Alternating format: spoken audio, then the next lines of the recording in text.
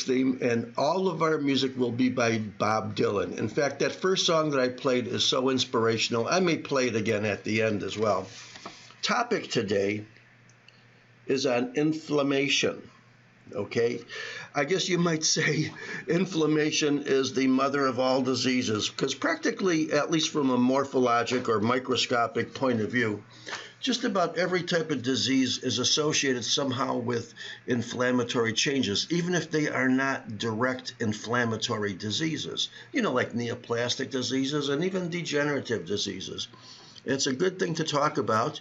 So how about if we pop up our PowerPoints and start talking about them?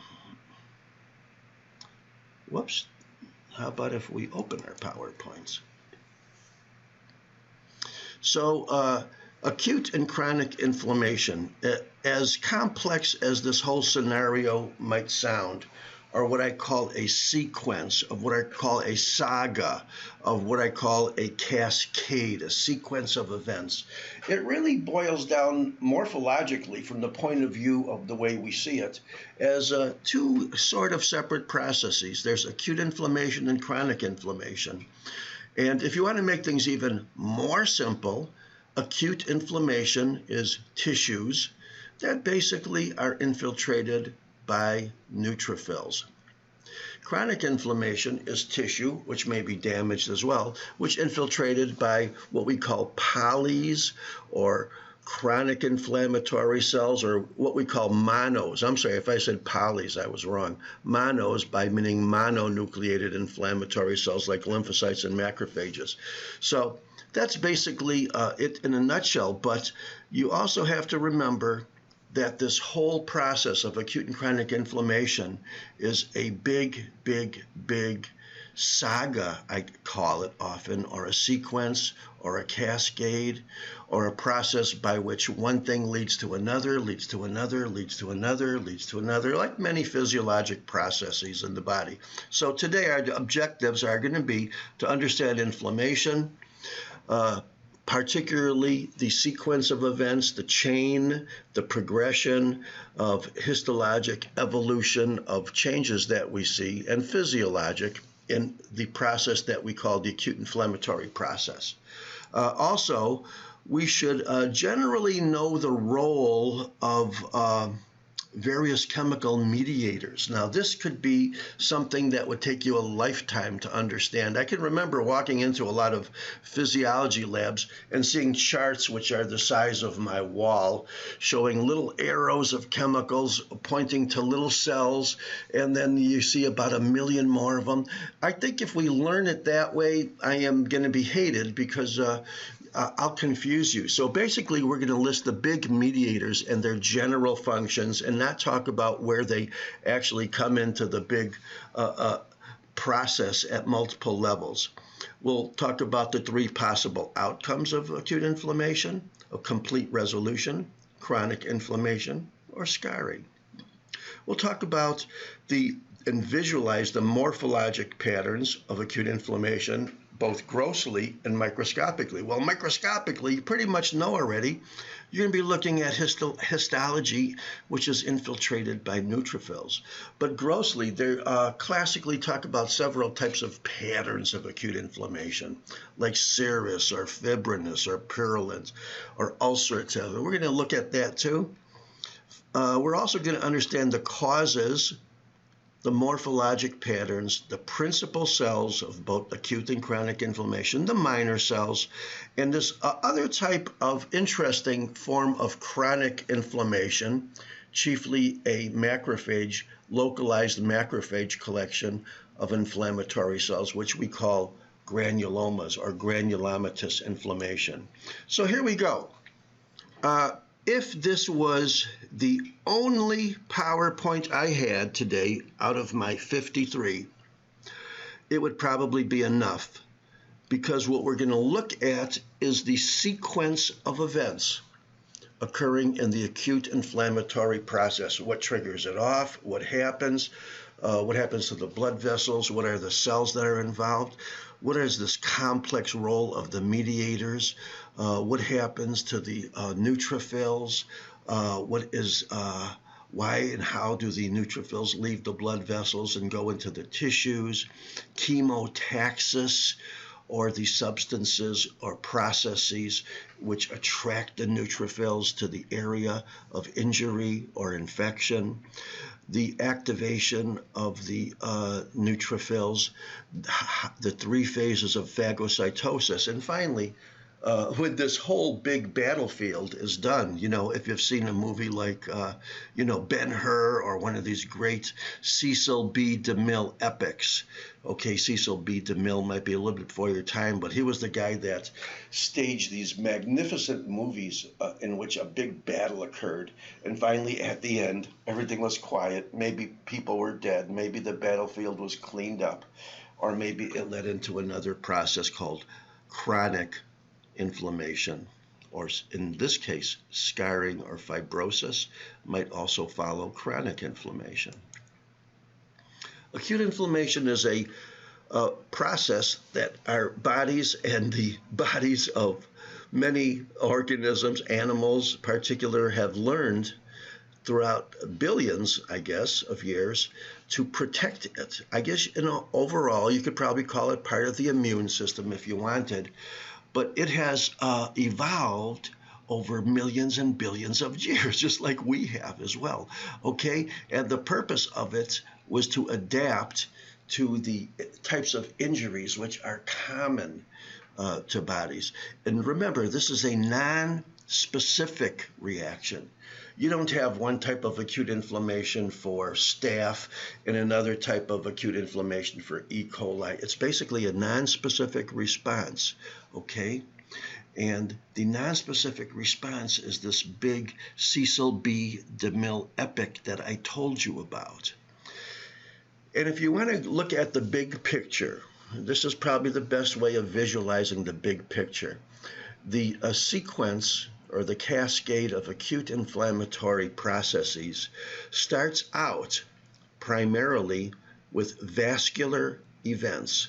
And I think you already probably know it means dilatation of blood vessels, leakage of blood vessels. Spend some time talking about that. And then we have cellular events. Well, this is the easy part, okay? I'm going to oversimplify this because I love to oversimplify. With all of the so-called immune or inflammatory cells you could possibly think of as disrupting tissues, the primary, I'd like to say the only, but we'll say the primary cell of the acute inflammatory process is the neutrophil. Would you like to call it a granulocyte? Would you like to call it a neutrophilic granulocyte? Would you like to call it a polymorphonuclear leukocyte, or PML? You wouldn't really want to call it a leukocyte because leukocytes refer to all blood cells. But I think the best term of all to talk about this main soldier in the battlefield is the word poly. And why is that? Well, first of all, because the lobe is multi-lobed or polymorphonuclear, okay? Another reason why I like the word poly is because if you can say that polys are the primary cellular players of acute inflammation, then you could say that the monos are the primary cells of chronic inflammation, with mono cells which have not a polymorpho shape, but a mononucleated shape, like, for example, lymphocytes and even macrophages. Now, for those of you who are really smart, you're going to say, well, I saw a macrophage under an electron microscope, and it's not really totally spherical. It's more like, it looks like a brain, or it's convoluted or cerebrated. But we still considered both lymphocytes and macrophages as monos, okay? So here we go. Take a good look. This is probably the most likely cell that you are going to see in your lab, because if you do have a little setup for looking at blood cells in your office or in your lab, you're going to see that the most common nucleated blood cell is a poly. It has 3 lobes. Sometimes they have 4. And if you look at the average number of lobes in a neutrophil, they usually say 3.4 is about average. So this is the modal type of cell. And sometimes if the modal number is a more than 3.4, like 4, 5, 6, then you would have what they call hypersegmentation, which is present in a certain type of anemia, which we'll talk about later. So that is the big cell. And remember it. And a lot of times when you look at the regular pathology microscope, it's not easy to see all those lobes. But it is easy to see that when you look at it, it's not really totally spherical like a lymphocyte. So a lot of times in lab, I'll be showing a poly. And you can say, well, I don't really see 3 or 4 individual lobes. Well, you can't, because this is a much better thing. And of course, this is why we call them granulocytes, because they have granules, and the granules are basically lysozymes, playing a very, very big role producing chemical mediators in the process of acute inflammation. You remember these guys? Of course you don't. They were popular before you were born. They're popular before I was born, okay? I do remember a show when I was a kid with Groucho Marx, but here are his brothers. These are the Marx brothers. They are considered one of the founders of comedy, okay, in early TV and even before then. Here they are on radio. So when you think of the classical or the historical features of acute inflammation, there are 4 features. And why are they in Latin? Because originally the historical highlights were described in Egypt as early as 3000 BC.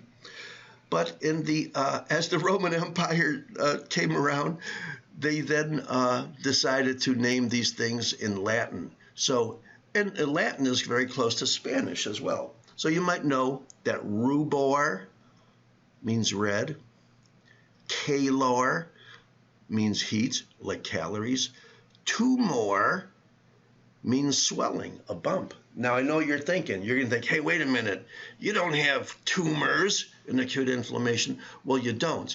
But if you have swelling because of the vascular and cellular events, it might be felt or seen or palpated or seen on x-ray as a tumor or a swelling. And finally, the big thing, the thing that leads people to doctors, or at least to start taking some medicine, is dolor, which is pain. So rubor, calor, tumor, dolor, the 4 classical features of acute inflammation: redness, heat, swelling, and pain, just like the 4 Marx brothers, Groucho, Zeppo, I forget the other guys.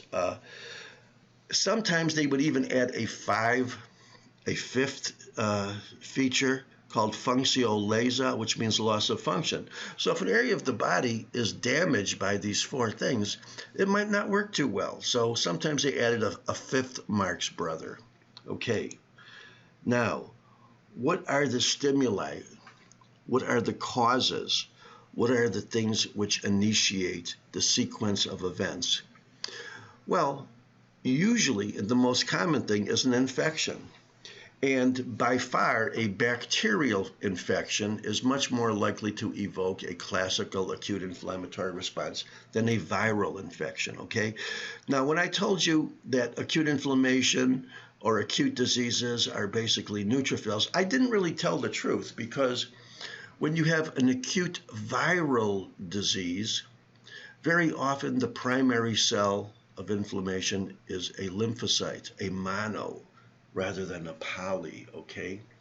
But for the most part, acute inflammation has neutrophils as the primary cellular player, much more likely to be seen with bacterial infections. For example, you can have an acute hepatitis, and the cells that you see there are basically lymphocytes. You could have an acute encephalitis, and the primary cell would be a lymphocyte, not a neutrophil. Sometimes physical stimuli, trauma, heat, radiation, okay? These could be the stimuli as well. Or chemicals. Now, chemicals in themselves could produce an acute inflammatory response, but that's usually in the way they affect the tissue at which they are doing their damage at. So a chemical by itself would not necessarily be an initiator of the acute inflammatory reaction, but if it's causing tissue necrosis or tissue damage, we'll say even, then that would be a stimulus for the acute inflammation. Foreign bodies, if you've ever gotten a sliver in your finger, you know within a couple of days you got not only a collection of neutrophils, but sometimes they're all packed in one area called an abscess, okay? A pus reaction or a purulent reaction. Now, when we talk about the large and growing family of what we call autoimmune or immune responses, you have depositions perhaps of immune complexes. These usually are not stimuli for acute inflammation, but for chronic inflammation. So if you have an inflammatory disease that is in the big family of autoimmune diseases, you're more likely to see a chronic inflammatory response, because autoimmune diseases are chronic diseases, both microscopically as well as clinically. And I want to understand that acute inflammation or acute inflammatory disease can be both pathologic and clinical. And of course, pathologic means you're looking at neutrophils under a microscope. The clinical means the acuteness has occurred rapidly, okay? So do not confuse acute diseases pathologically with acute diseases clinically. If something comes very rapidly, that's acute, even if the primary cell of inflammation is not a neutrophil. Okay, the very first thing that happens in the process of the acute inflammatory saga is a change in vascular flow and caliber. And that's usually at the very close to the capillary or perhaps post-capillary venule level. And you have now not only a dilatation of the blood vessel, but you can have a leakage of it, which can be basically described as increased vascular permeability. You can also have increase in flow as well. And of course, it's an increase of blood flow that causes the heat. It's leakage of the blood vessel that causes the swelling, okay? It's perhaps the edema and the increased fluid pressing on nerves that causes the pain, okay? And also there are several chemical mediators, generally in the family of what we call kinins or bradykinins, which are pain activators themselves in the absence of physical pressure of the surrounding tissues. Okay, so what do we mean by increased permeability? Well, it means that the blood vessels are dilated. It means that in the dilatation of the blood vessels, chiefly capillaries and small venules, you now have endothelial gaps. And what happens when you have a gap between your endothelials? What things start to leak out? Proteins start to leak out, okay? A direct injury can also cause a leakage of vessel. Leukocyte injury, the fact that in an acute inflammatory process, neutrophils, leukocytes, polys are leaving it at increased numbers. Well, in the process of doing that, they also can cause damage to the blood vessel as well. And the general cellular process of transcytosis, which, if you remember, is both taking in of vesicles or fluids or compounds from one end of the cell and then leaving them from the other end of the cell.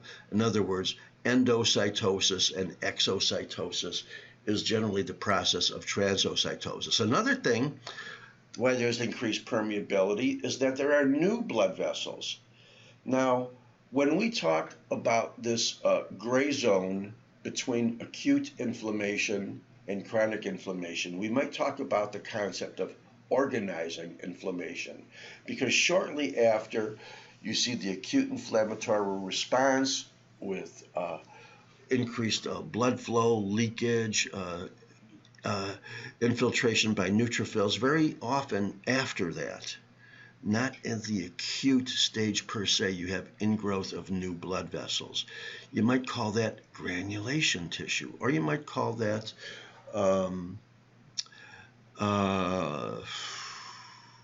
organization, okay? The ingrowth of new blood vessels. What leaks through the endothelial gaps? Well, normally proteins couldn't, but now if you have increased permeability, you have exudate leaking out. Exudate is basically serum with proteins, perhaps an increased number of proteins, part of the chemical mediators of the acute inflammatory process, but it's not just fluid. When you see the edema of acute inflammation, it's not just like the edema of heart failure. It's edema, it's water with proteins. It's not a transudate, which is basically pure water, but now it's an exudate with all of the proteins and the ones that you might expect to be in increased amounts, like fibrin, for example. Okay? What about the process by which the neutrophils leave the blood vessels and go outside of them into the area of injury? Now, I know what you're thinking. You're looking at this picture right away and you're saying, well, you know, he called these cells polys, but basically I'm looking at round dots. Well, if you look carefully, most of these cells, even though some of them may look like they're monos, if you look carefully, they're not really perfectly spheres. They have like little double connections to them. So I can reassure you that the cells you see in this blood vessel and between the blood vessels in the acute inflammatory process, if you looked closer, if you had a better microscope, if you had better resolution, you would see they are polys and not monos. And if you start out in the early vascular stages of acute inflammatory response, you will see that the polys, or PMNs, or neutrophils, basically flow towards the edge of the bolus, in other words, the wall, the endothelial side. They then start rolling, okay, and tumbling and heaping onto themselves and adhering to the wall, and then finally going through the wall. One of the old terms which was used, maybe it's still used, is diapedesis. I think another perfectly synonymous term is the word transmigration, which means the neutrophils are going through the wall. Okay? Now, I'm going to give a little talk maybe in the second part about the so-called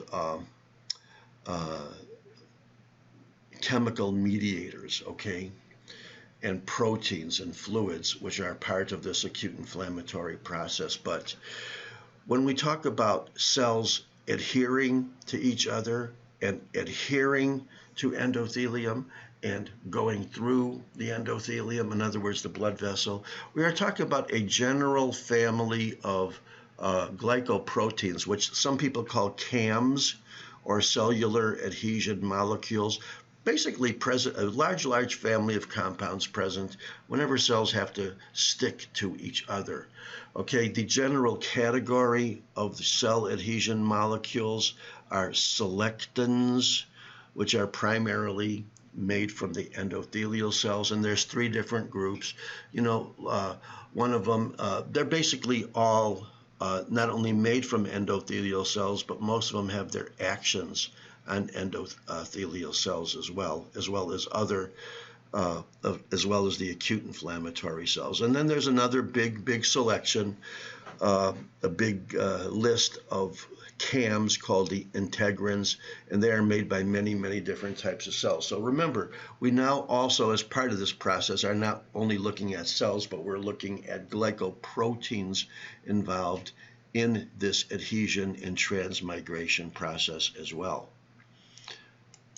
What is chemotaxis? Chemotaxis is a process by which the neutrophils, or polys, or PMNs, get attracted to the site of injury after transmigration. The general family of compounds, small proteins usually, which are chemotactic agents, are called the chemokines. Okay, so you should not generally confuse the chemokines with the concept of cytokines, which you've heard about already. You might say the chemokines are part of the bigger family of cytokines, but they are attractants for the neutrophils. Okay, so the neutrophil is out of its boundary.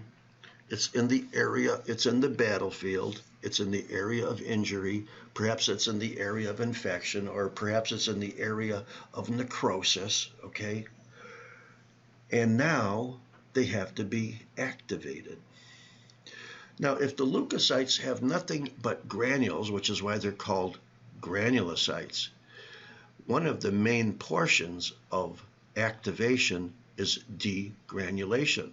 Okay, these compounds, which are the granules, are called lysosomes, and part of the process for them to be activated is to degranulate those granules, okay? And one of the things that are produced in this activation process is this whole big family of eicosanoids, which I hope you've heard of in biochem or cell biology. And basically, they're arachidonic acid derivatives. Arachidonic acid is derived from the cell membrane as a degeneration project. It's an acid, okay, it's like any other acid. It has 20 carbon chains, not the usual 18. And it's basically the starting point for all of these big family of mediators, which we have generally lumped as prostaglandins and thyroxanes on one side of the chemical factory output, as the leukotrienes and the lipoxins, and there's a million of them, and I'm not even going to torture you by going into all of the specific ones, but what we will say now, we'll come into these later as well, but we're going to say now is that if you wanted to remember the general category of eicosanoids, well, think of prostaglandins and the thromboxanes. And the prostaglandins are basically the things that are inhibited by aspirin. Pain, fever, even some swelling, anti-inflammatory. And you can also remember that the leukotrienes' main functions counteract the lipoxins. So that's the way you could remember it, okay, rather than looking at that big chemical chart of the eicosanoid chemistry and scratching your head for 20 hours. The second thing that is part of the activation and the final product of activation is phagocytosis. Now, in this course, we will probably give you 20 examples of phagocytosis in diseases, but in almost all those cases, it's going to be the macrophage, because the main job of a macrophage is to eat junk, okay? But the other major cell is the neutrophil. So the neutrophil has to recognize the damaged or infectious particle. It has to engulf it, okay? We're talking about combining it with its membrane and invaginating it. And then, of course, we have the digestion of it by virtue of the fact that the lysosomes have digestive enzymes, so they then degrade or kill the product. Now, in many cases, the product is already dead or already killed, okay? But in the large family of compounds within granules or lysosomes, they are all generally for the purpose of digesting the engulfed agents, be it necrotic tissue or bacteria or perhaps a virus, okay? So, take a deep breath, because we have just finished more or less the cellular phase of acute inflammation, which is the easy one. And we are now going to go into the chemical mediator phase, okay? Now, once again, if you ever walk into a pathology department, you might see a big chart that's bigger than your bed, okay? And it's going to have like a million arrows of chemicals pointing to cells and processes. And I'm going to spare you that agony, okay? But we are going to talk about is not only the general properties of chemical mediators, but we're going to go into the top 10 or so, and we're going to talk about what they do, but we're not going to talk about what they do at every single level in the inflammatory cascade. Chemical mediators are made by cells, or they could be made by the liver, and they're in the plasma itself. Now, in order to work as a chemical mediator, you have to have a stimulus. They have to be triggered by something. And once they're triggered, they have certain specific targets, okay? And those targets are basically cellular processes in this big cascade of events that we just talked about. Another thing to remember is that they're short-lived. So the presence of chemical mediators of various kinds, once they do their job, they don't stay around much longer, okay? They have short lives or short half-lives.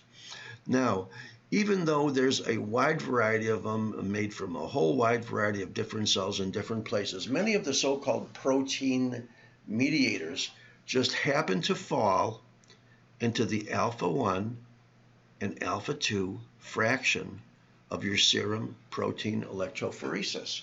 So if you've seen a serum protein electrophoresis, you have the big finger, which is the thumb, and then you have 4 fingers after that, the alpha-1, the alpha-2, the beta, and then your gamma globulins.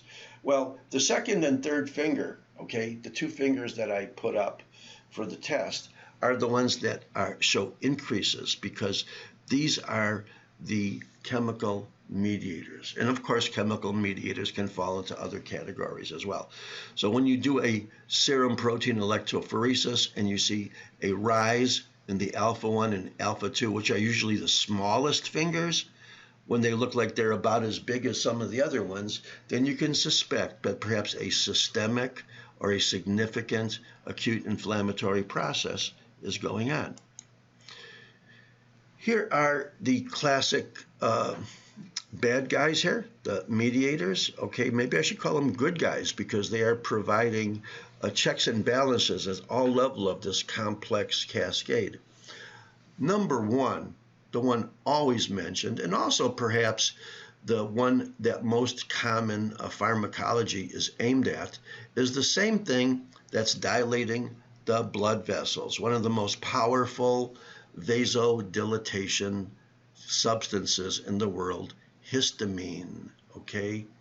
So we talk about the pharmacologic industry of the antihistamine or the anti-inflammatory response. We're talking about the one that's always named as the biggest. Think of it, and when you think about vasodilatation, okay, that's 3 of the 4 major signs of inflammation, okay? That's the redness, that's the heat, and that's the swelling. Serotonin also plays a big part, also a vasodilator. Perhaps it even has a bigger part in even normal brain function. But basically, we cannot exert serotonin. We cannot avoid the complement system, a whole large family of proteins. If you remember, they are coded for in the major histocompatibility complex on chromosome 6. It's a whole wide variety of proteins, which basically, like the white cells, basically sort of jump and cascade on each other. And the final product of complement action is lysis of a cell membrane, and hopefully lysis of foreign cell membranes like microbes, like bacteria, like viruses, okay? If they start lysing your own cells, that might be an autoimmune disease. You cannot separate the clotting process from the acute inflammatory process. They go hand in hand. When you have an acute inflammatory process, almost always starts kicking in the coagulation cascade as well. So now you got 2 cascades. You have the acute inflammatory cascade, and you have the clotting or coagulation cascade, also a complex sequence of events. We talked about the eicosanoids, the prostaglandins, and all of their similar type compounds derived from arachidonic acid. the leukotrienes, the thromboxanes, okay? We also have one of the really also a very, very powerful classical mediator, simple molecule called nitric oxide. You take one of the amino acids and you put an enzyme on it, and all of a sudden NO, nitric oxide, appears. And that's also a very, very powerful histamine. And if you remember, that's also the process of dilatation of penile blood vessels like you see in Viagra. We have a kind of a misnomer here called platelet activating factor, which of course is a real big misnomer because it has a lot to do with platelets, but basically it's a big, big mediator in many of the other cells as well. We have the general family of cytokines, okay, which is a generic word for just about any protein substance that's manufactured by cell that has a regulatory effect, whether it's endocrine, paracrine, or autocrine. We have the chemokines, which are also proteins, generally smaller than the cytokines, which are attractants. We have the constituents, the digestive constituents, enzymes of the lysosomes. We have the presence of free radicals, not only as an initiator of cell damage, but something that appears in response to cell damage as well. And then we have something which is debatable. I'm going to talk about a couple of neuropeptides. So let's see if we can get through this list, and then we'll take our break. Let's talk about histamine. It's probably one of the most powerful vasodilators. It's present in the granules of basophils and mast cells. If you remember, the mast cells and basophils have these dark granules, and basically they have histamine, heparin, and serotonin. Okay, well, histamine is the big one. Very often the mast cells are basically live around the blood vessels. And when the blood vessels are damaged, it activates the mast cells to start producing histamine. Okay, there's the chemical reaction there by where it's produced. It takes the amino acid histidine, splits off a CO2, and produces histamine. There's your amine compound over there. It is what we would call a vasoactive amine, and by active we mean vasodilator. And it also has a big, big role in the allergic response by having IgE receptors, which of course an allergic reaction can be thought of as very, very similarly related to acute inflammatory reaction. That's the big one. Serotonin, not quite as powerful as a vasodilator as histamine. It's also called 5-hydroxytryptamine. There's the chemical structure. There's the little molecule. It's produced by platelets primarily, but also a very large degree in the enterochromaffin cells of the GI tract. So many tumors, endocrine tumors of the GI tract, or where there are enterochromaffin cells as a part of that tumor, might result in a serotonin-like effect, which in most cases is redness or flushing and diarrhea. And that proves to you that serotonin is a vasodilator as well. It also evokes the nitrous oxide synthesis as well, or the nitrous oxide synthetase, which of course is going to be producing an even more powerful dilator, which is nitric oxide. I'll say a word about the complement system, although I could probably talk for an hour on the whole thing. It's also a cascade.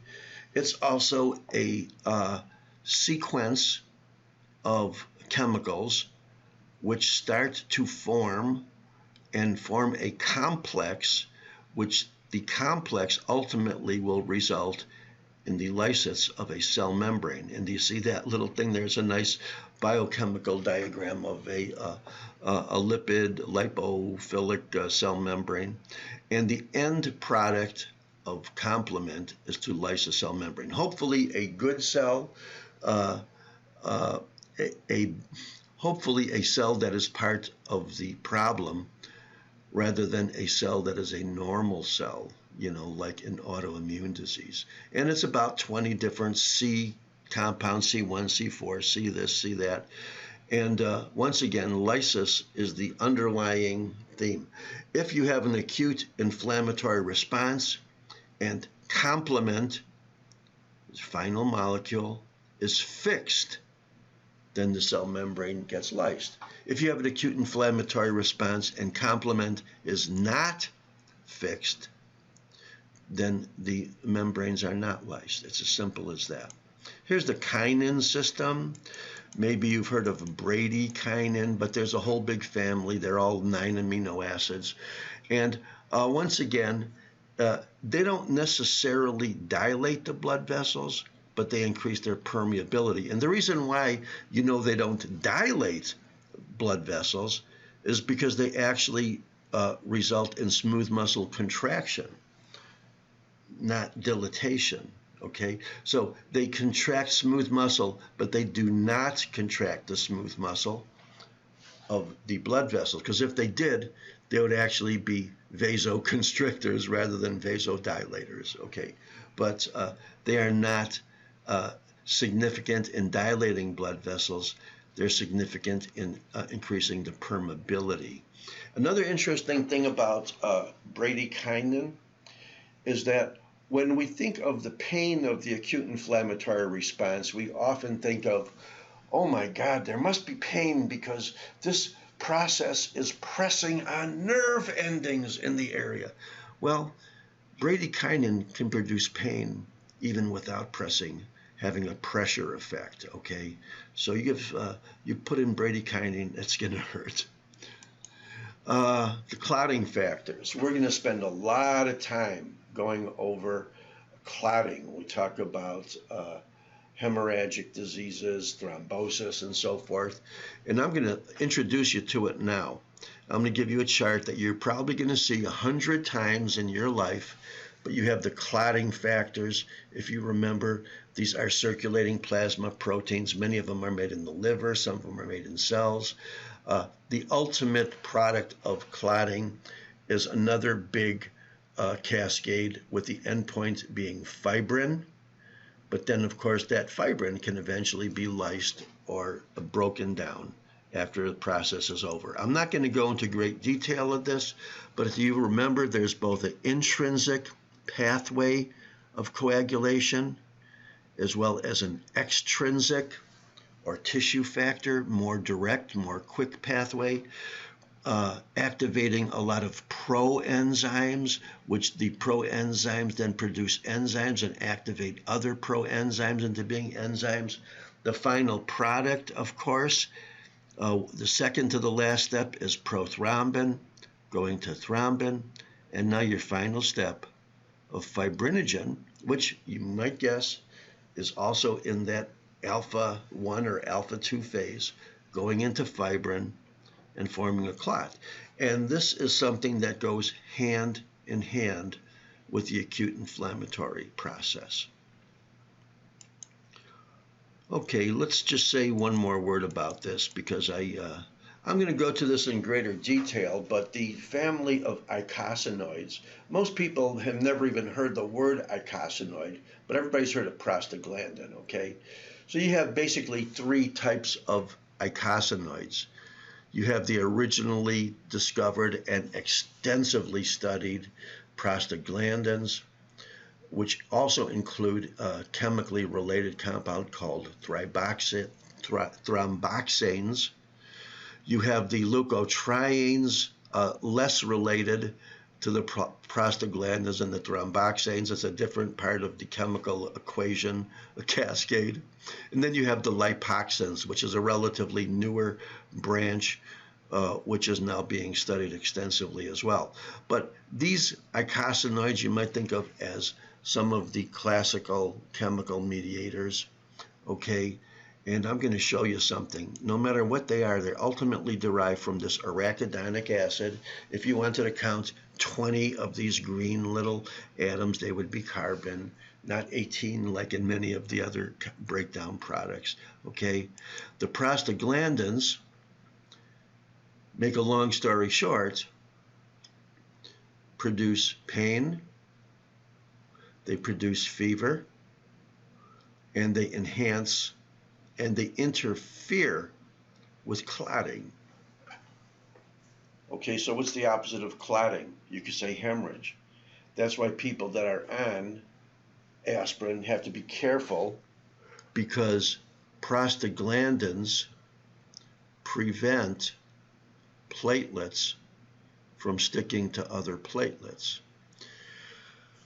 So that's why we have this big multi-billion-dollar industry of selective prostaglandins that, do these part but not this part. Okay, you might have heard of the COX-1 and COX-2 inhibitors. Okay, basically, if you want to know what the prostaglandins do, think of what happens when you take an aspirin. The pain is relieved, hopefully.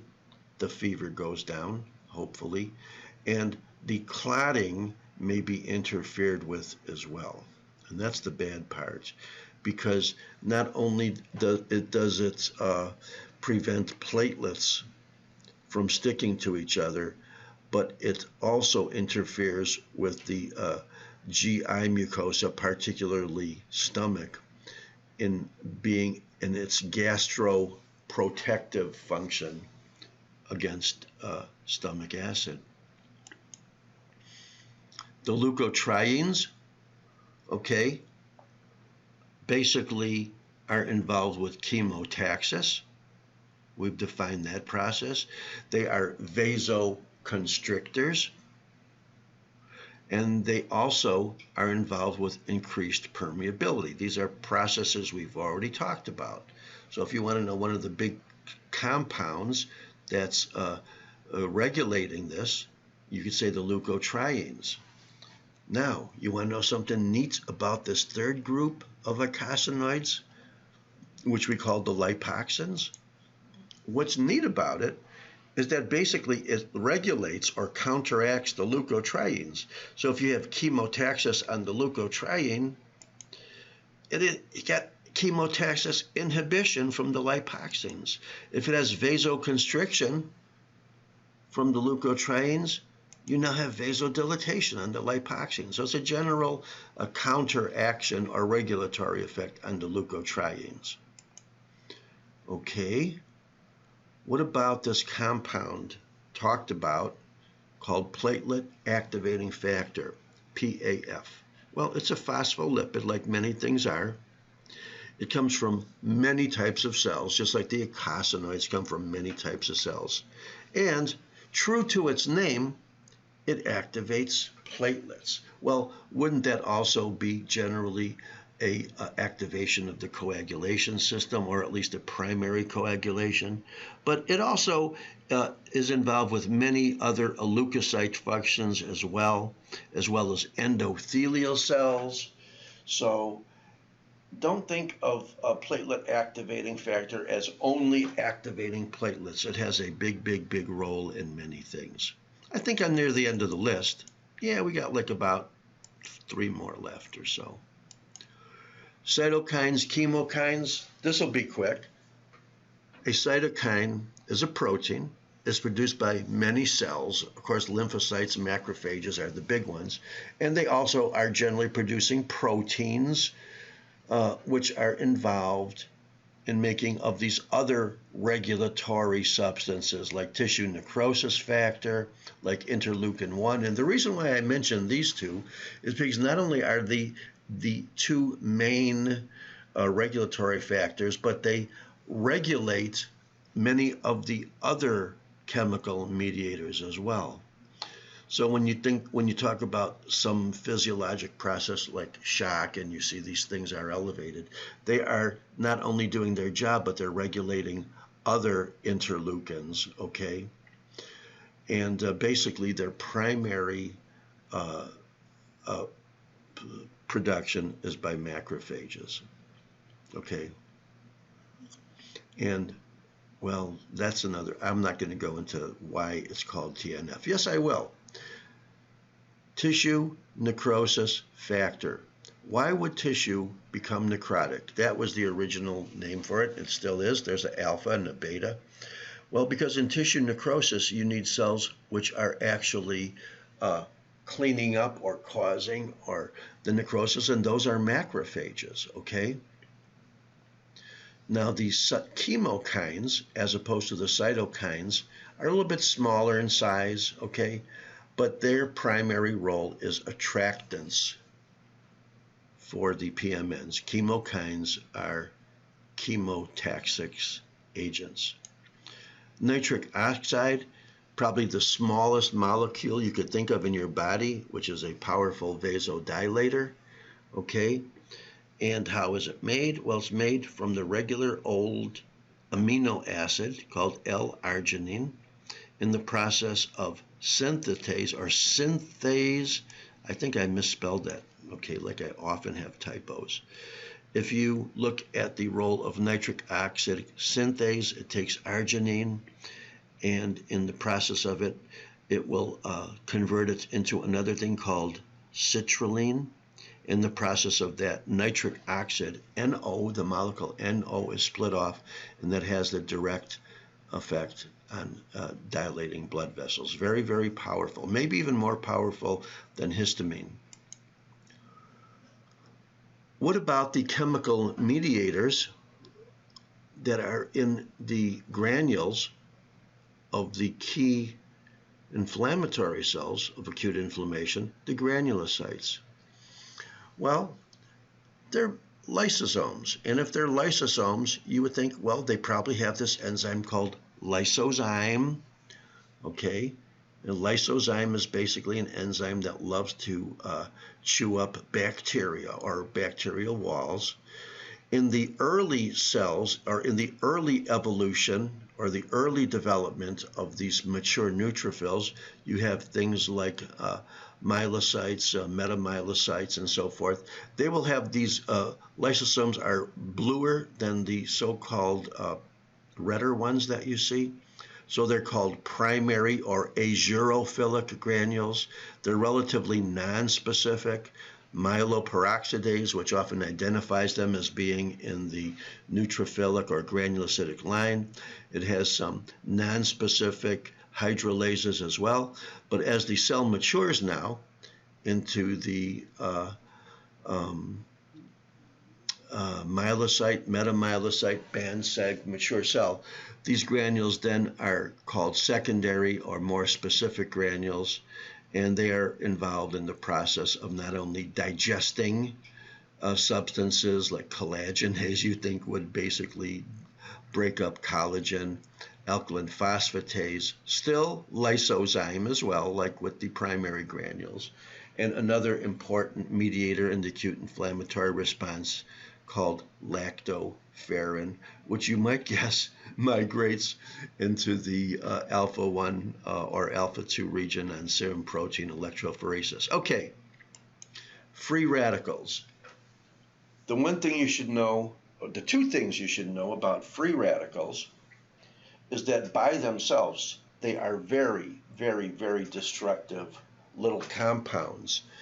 They are like ions that have not been balanced, okay? So they are just dying to grab onto and react with just about anything in sight.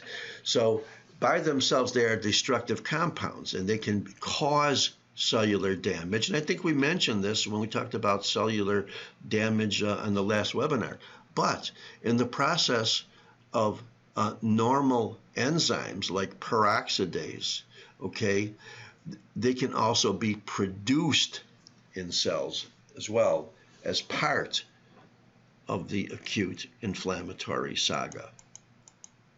Finally, something I might not even should mention, but there are neuropeptides, as you know, primarily involved in the central nervous system, produced by neurons, but they also produce you might call them, in the loose sense of the word, chemical mediators like substance P and neurokinin A.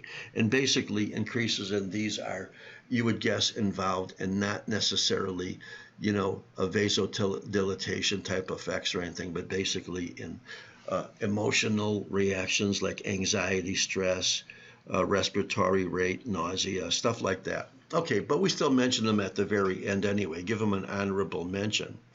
We're going to take our break now because I know I've been stressing you very hard In fact, when I come back, I'm going to ask you, was this way over your head, or was it too confusing, or hopefully you at least have heard already about half of what I said.